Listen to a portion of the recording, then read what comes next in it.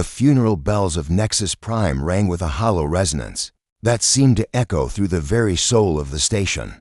Darius Vega stood in the cramped quarters that had been his home for 23 years, staring at the single item his father had left him, a small, crystalline pendant that pulsed with an inner light he'd never noticed before. "Your father was a good man, Darius," said Merchant Guildmaster Thorne, his weathered face creased with genuine sympathy. "He spoke of you often, said you had the heart of an explorer trapped in a merchant's life." Darius barely heard him. The pendant seemed to be calling to him, its soft blue glow intensifying whenever he drew near. His father, Marcus Vega, had been nothing more than a mid-level trader dealing in rare metals and curiosities from the Outer Rim. At least, that's what Darius had always believed. After the visitors left, Darius found himself alone with his grief and the strange inheritance. The pendant was warm to the touch, almost alive, and as he held it up to the artificial light streaming through the viewport, he could swear he saw shapes moving within its crystalline depths. "What were you hiding from me, father?" he whispered. To the empty room. As if responding to his words, the pendant began to resonate with a low, musical hum. The walls of the quarters seemed to shimmer, and suddenly Darius wasn't alone. A holographic figure materialized before him, his father, but younger, dressed in clothes Darius had never seen before. "If you're seeing this, my son, then I am gone, and the burden I've carried for 25 years now falls to you." The hologram's voice was filled with a weariness that the living Marcus had never shown. "My name is not Marcus Vega. I am Matthias Voidwalker, last guardian of the eternal flame, the artifact you now hold." Darius's legs gave out, and he sank into his father's old chair. The pendant pulsed brighter, as if sensing his distress. "The galaxy faces a threat beyond imagination, Darius. The devourers, beings of pure entropy who consume entire star systems, are stirring once again. They come in cycles every 1,000 years, and our time is nearly upon us. The eternal flame is the only weapon that can stop them, but it requires a guardian who understands both sacrifice and love." The hologram flickered, and for a moment, Darius saw pain in his father's eyes. "I was supposed to train you, to prepare you for this responsibility, but I was weak.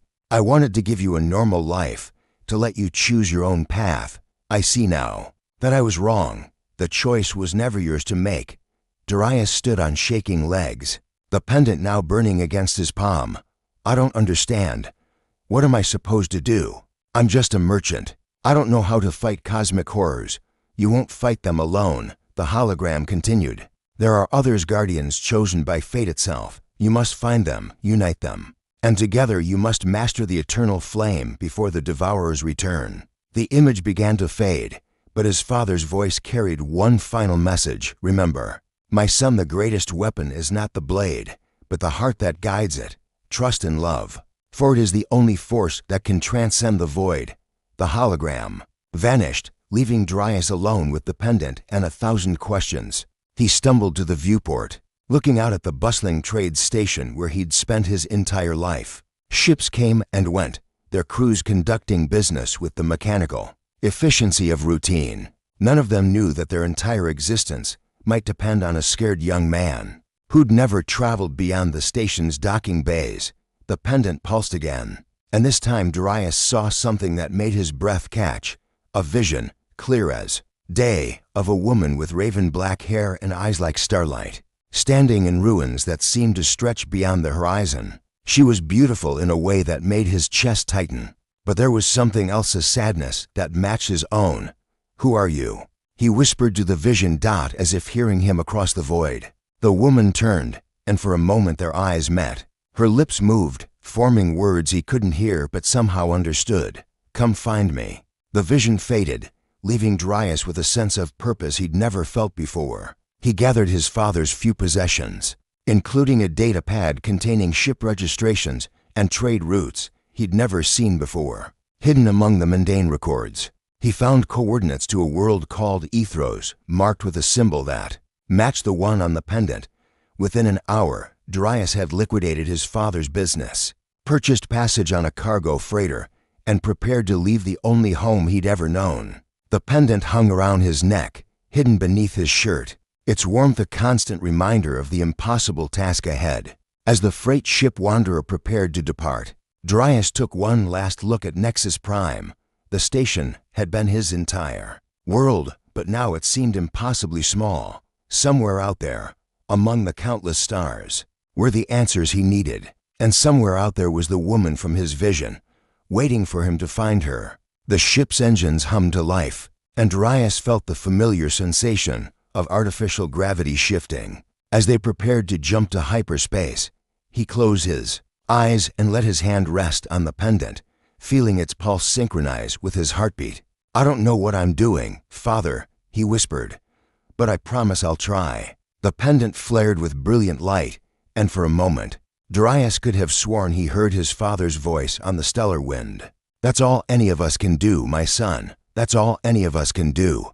The stars streaked past the viewport as the Wanderer entered hyperspace, carrying Darius toward a destiny he never wanted, but could no longer avoid. The pendant's light dimmed to its usual gentle glow, but its warmth remained, a reminder that he was no longer alone in the universe. Behind him, Nexus Prime dwindled to a point of light, and then vanished entirely, taking with it the last vestiges of his old life. Ahead lay only the unknown, and the promise of a love that might be the key to saving everything.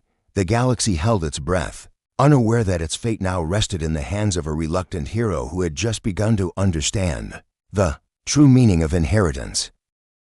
The ancient world of Ethros hung in space like a forgotten jewel, its surface scarred by millennia of neglect. What had once been a thriving center of galactic civilization now lay in ruins. Its cities crumbling monuments to a glory that time had all but erased.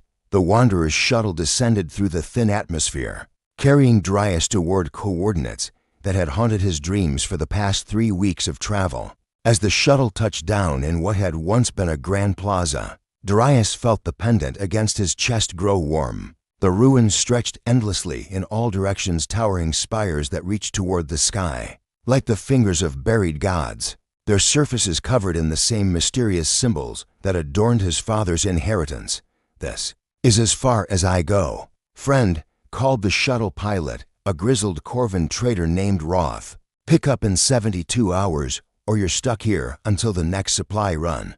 Darius nodded, shouldering his pack and stepping onto the cracked stone of the plaza. The moment his feet touched the ancient ground, the pendant pulsed with such intensity that he gasped. Images flooded his mind, flashes of what this place had been. Crowds of beings from dozens of species walking these same stones, their faces filled with purpose and hope. "You're finally here." The voice came from behind him, soft and melodious but tinged with exhaustion. Darius turned to see the woman from his vision standing in the shadow of a broken archway. She was even more beautiful in person, her dark hair flowing like liquid night over shoulders draped in clothes that seemed to shift and change with the light. But it was her eyes that captured him, deep violet orbs that held the weight of countless sorrows. "You're Zara," he said, though he didn't know how he knew her name. She smiled, and for a moment the sadness in her expression lifted. "Zara Nightwind, last of the Ethrian archaeologists, and you're Darius Vega, son of Matthias Voidwalker, though I suspect you've only recently learned that name." "How do you know all this?" Darius asked, walking toward her with careful steps. The pendant's warmth increased with each step, as if it recognized something in her presence. "The same way you knew mine," she replied. "The eternal flame chose us, Darius. It's been calling to me for months, showing me visions of a young merchant who would carry the key to everything we've lost." She gestured to the ruins around them. "This was my home, once, before the silence fell." The silence, Zara's expression darkened. 15 years ago, something swept through this sector. Not the devourers, not yet, but their harbinger. A wave of entropy that didn't destroy, but simply muted. It drained the life from entire worlds, leaving them empty but intact. My people tried to fight it. But how do you battle something that exists in the spaces between thoughts? She turned and began walking deeper into the ruins, her movements graceful despite the uneven ground. Darius followed, mesmerized by the way the strange symbols on the walls seemed to respond to her presence, glowing faintly as she passed. "I've been alone here ever since," she continued, studying the old texts, trying to understand what my ancestors knew about the Devourers. The pendant you carry, it's one of 7 keys created by the first guardians. Each key is attuned to a different aspect of existence. Yours represents connection, the bonds between souls that transcend physical reality. They entered what had once been a vast library, its shelves stretching up into darkness. Floating holographic displays showed star charts and diagrams that hurt to look at directly. Zara moved through the space with practiced ease, her fingers dancing over control surfaces that materialized at her touch. 7 keys, Darius repeated, pulling the pendant from beneath his shirt in the ancient library. Its light was stronger, casting strange shadows that seemed to move independently. How many have been found? 3, including yours, Zara's. Hands stilled on the controls. I carry the second, the key of memory. From her robes, she produced a pendant identical to his, but glowing with a soft amber light. And somewhere in the galaxy, there's a third, the key of will, carried by someone who probably doesn't even know what they possess. As if responding to the proximity of its twin, Darius's pendant began to resonate. The sound was beautiful and terrible, like the song of dying stars. Zara gasped and stepped closer, her own pendant joining the harmony.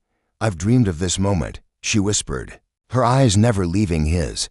The awakening of the eternal flame begins when the keys find each other. The pendant's light intensified, and suddenly the library was alive with activity. Holographic figures appeared throughout the Spacethrians in their prime, working frantically on calculations and star charts.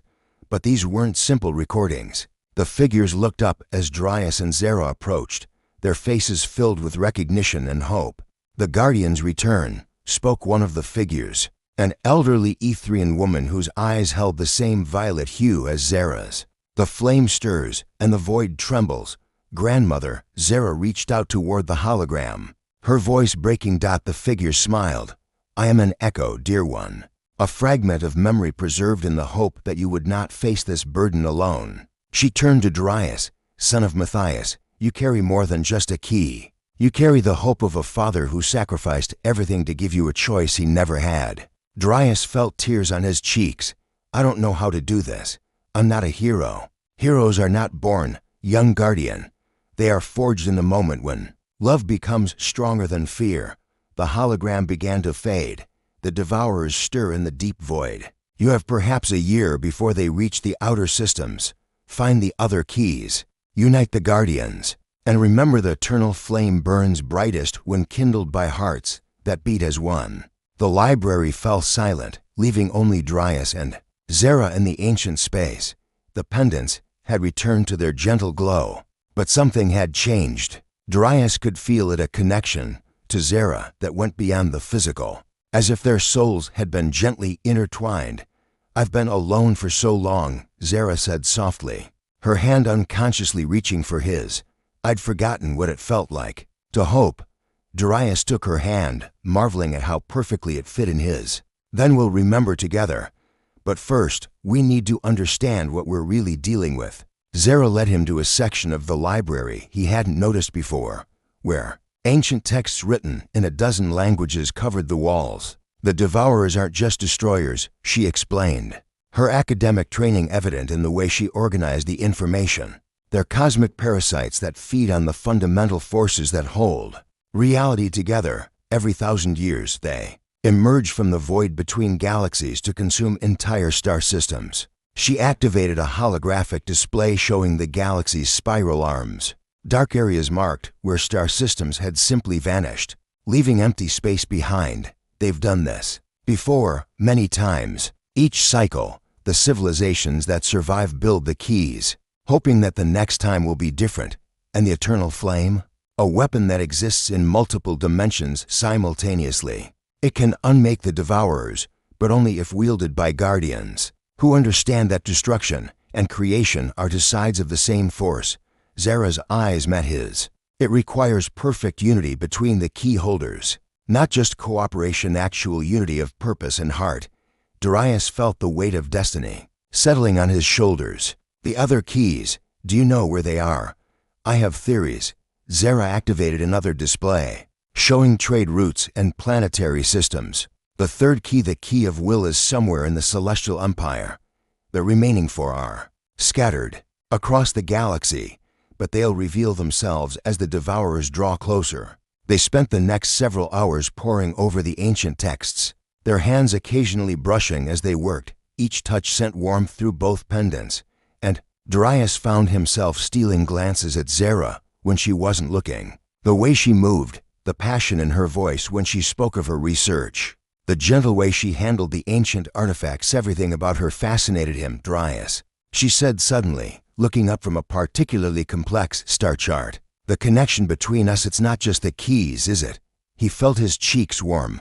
I don't know. I've never felt anything like this before. Neither have I. She stood and walked to the great window that looked out over the ruined city. When I was a child, my grandmother used to tell me stories about the first guardians. She said they were chosen not just for their strength or wisdom, but for their capacity to love so deeply that it could light up the darkness itself. Darius joined her at the window, watching the alien sunset paint the ruins in shades of gold and crimson. Do you think that's what this is? Love? Zara turned to face him, her violet eyes reflecting the pendant's glow. I think it's the beginning of something that could become love, if we survive what's coming. Before he could respond, she leaned up and kissed him, a gentle, tentative touch that sent shock waves through both pendants. For a moment, the entire library blazed with light, and Darius could swear he heard the sound of cosmic machinery clicking into place. When they separated, both were breathless. The connection between them had deepened, become something that transcended the physical. Darius could feel Zara's emotions as if they were his own, her fear, her hope, her growing affection for him, the awakening. She whispered, "It's not just about the keys, it's about us." Outside, the first stars were appearing in the darkening sky. Somewhere among them, the crystal spires of Luminara rose from the planet's surface like frozen lightning, their translucent walls catching and refracting the light of three suns into cascades of rainbow fire.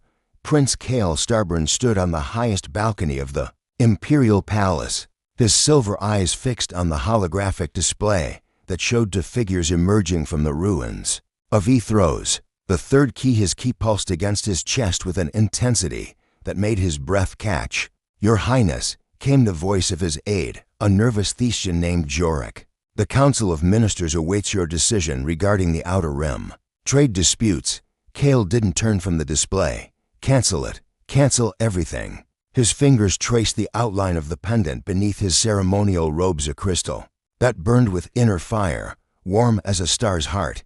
Something more important has arisen. For 27 years, Kale had carried the burden of being the Celestial Empire's heir apparent, born to a life of privilege and responsibility. He'd been groomed from childhood to rule over the 7 core worlds that formed the galaxy's most stable government. He was everything a prince should be: intelligent, skilled in combat, diplomatic when necessary, and ruthless when required.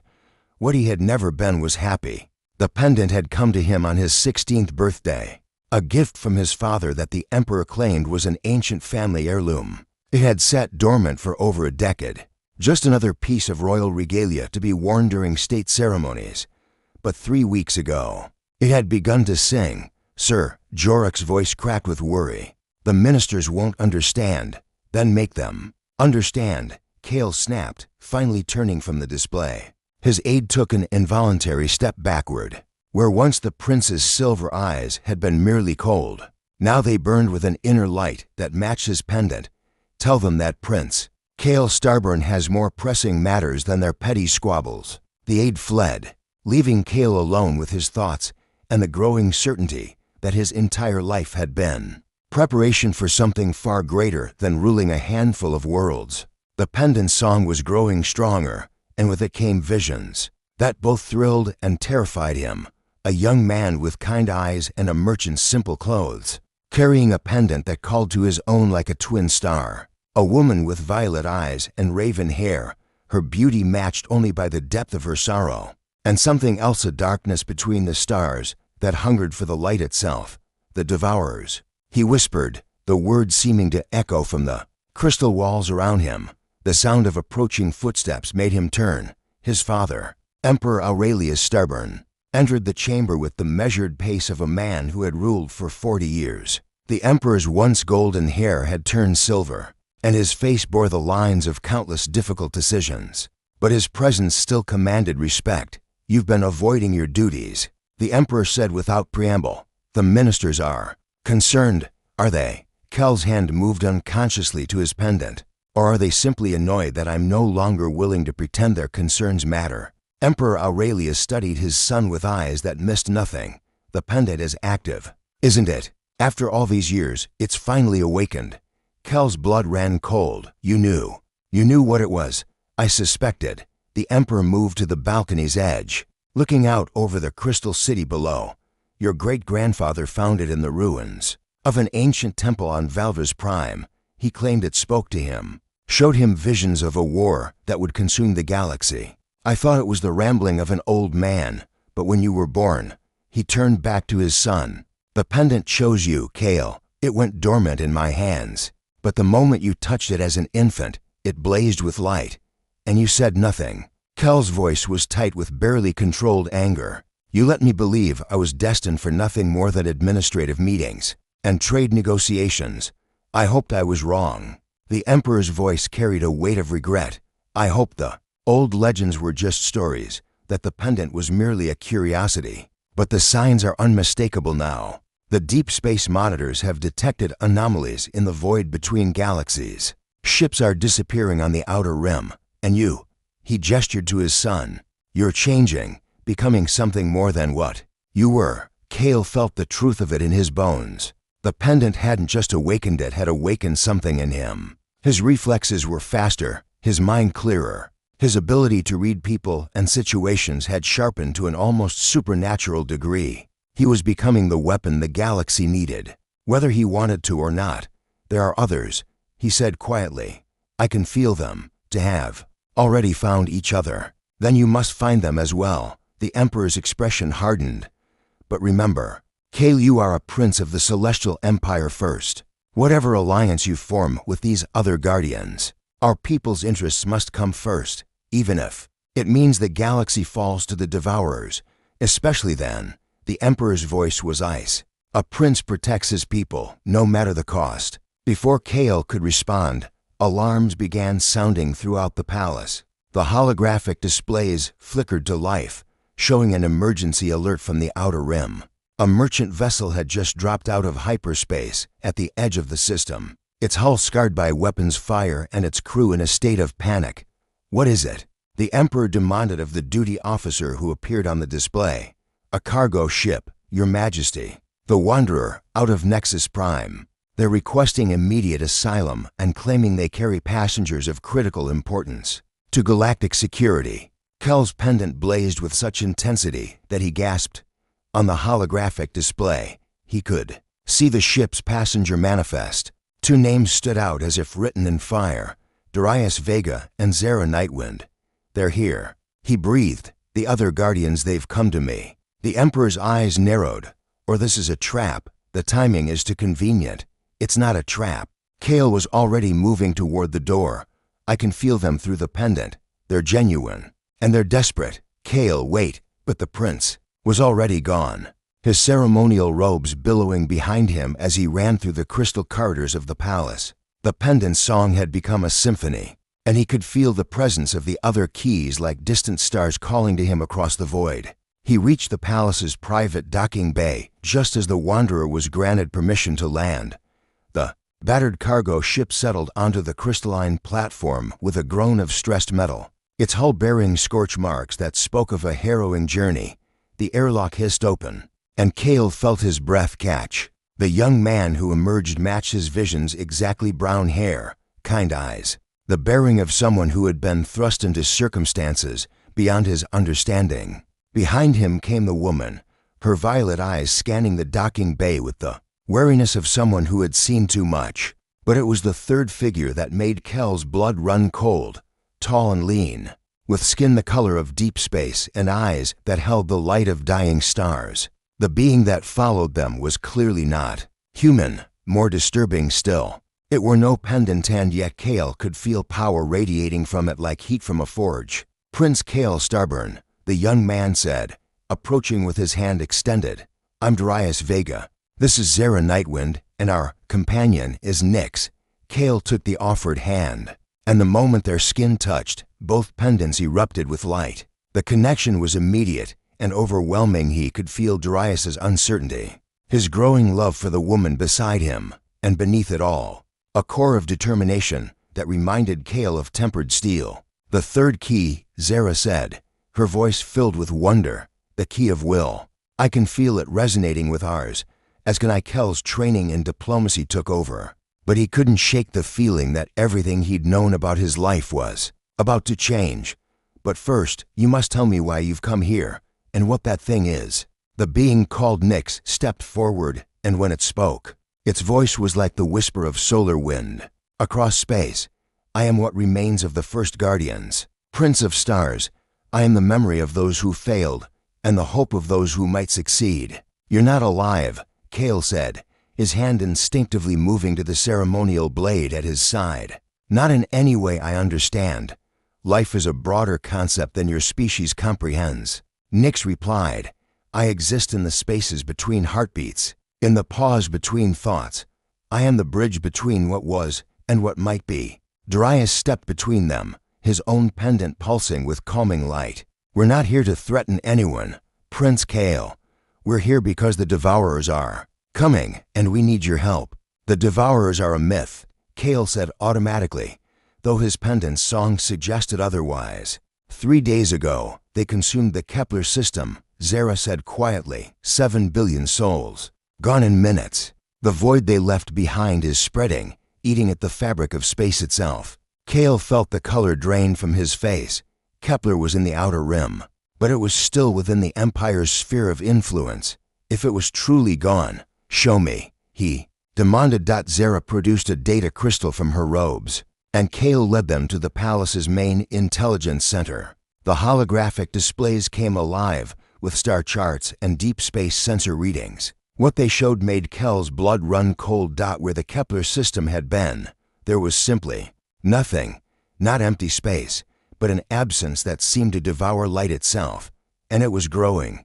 The first wave, Nyx said, it's the nexus of worlds existed in a place that was everywhere and nowhere, a cosmic junction where the fundamental forces of reality converged into something that mortal minds could barely comprehend.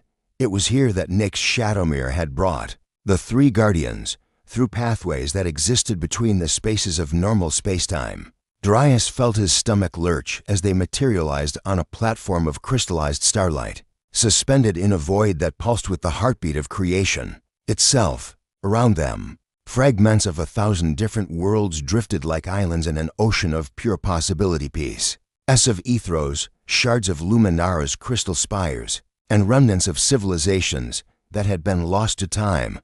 What is this place? Prince Kale demanded, his hand instinctively moving to his sword hilt. Even here, in this realm beyond physics, his military training asserted itself. The Nexus, Nyx replied. Its form more solid here than it had been in normal space. No longer a shadow, it appeared as a tall, androgynous figure with skin that reflected the cosmos itself, galaxies swirling beneath its surface, nebulae flowering in its eyes. It is the heart of all realities, the point from which all possibilities emanate. Zara stepped closer to Darius, her hand finding his as their pendants resonated with the strange energies surrounding them. The ancient texts mentioned this place. They called it the Forge of Fate, because that is what it is, Nyx said, gesturing to the swirling chaos around them. Here, the eternal flame was first kindled. Here, the first guardians made their stand against the Devourers. And here, if we are fortunate, the cycle will finally be broken. The platform beneath their feet began to move, carrying them deeper into the Nexus. As they traveled, Darius caught glimpses of other realities, worlds where the Devourers had never emerged, civilizations that had transcended physical existence, and darker timelines where the galaxy lay in ruins. How many times has this happened? He asked, his voice barely above a whisper. Too many to count, Nyx replied. Each cycle, new guardians arise. Some succeed in delaying the Devourers, buying their civilizations a few more centuries. Others fall quickly, their flames extinguished before they can truly burn. But none have ever truly won.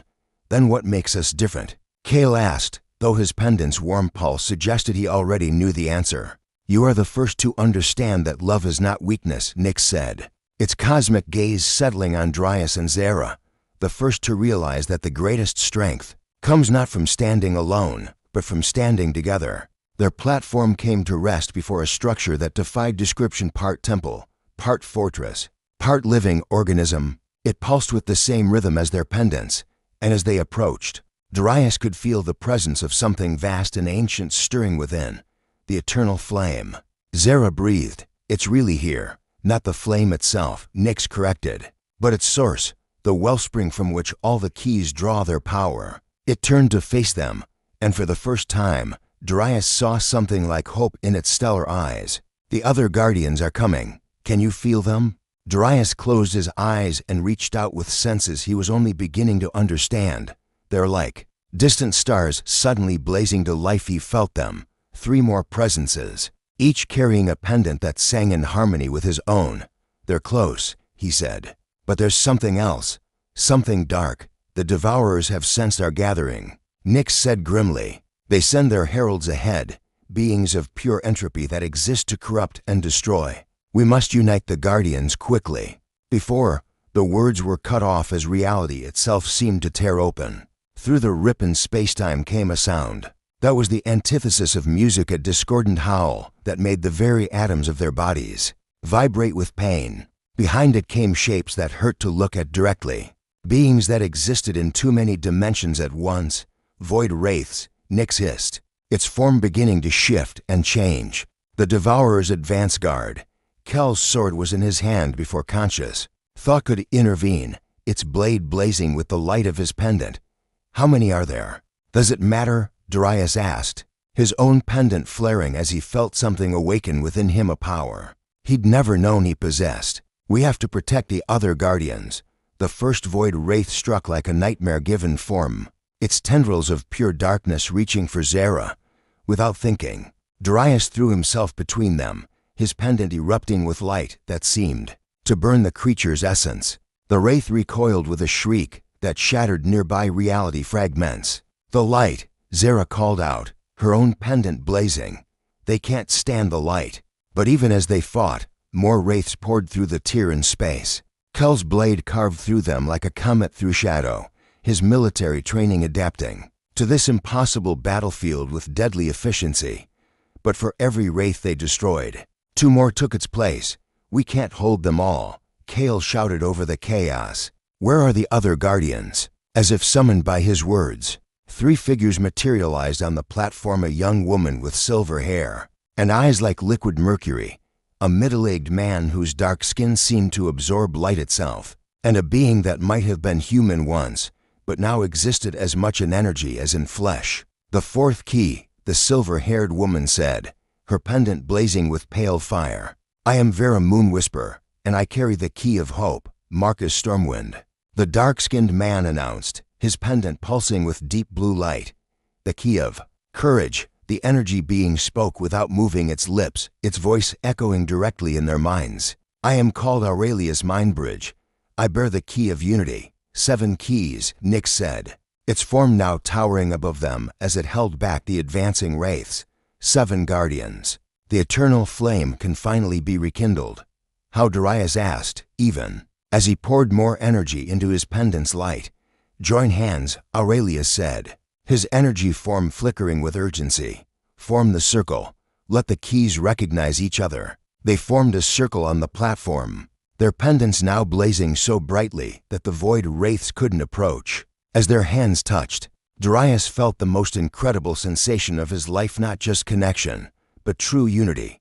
He could feel all of them, their thoughts, their fears, their hopes, their love. Vera's desperate wish to save her homeworld from the creeping darkness.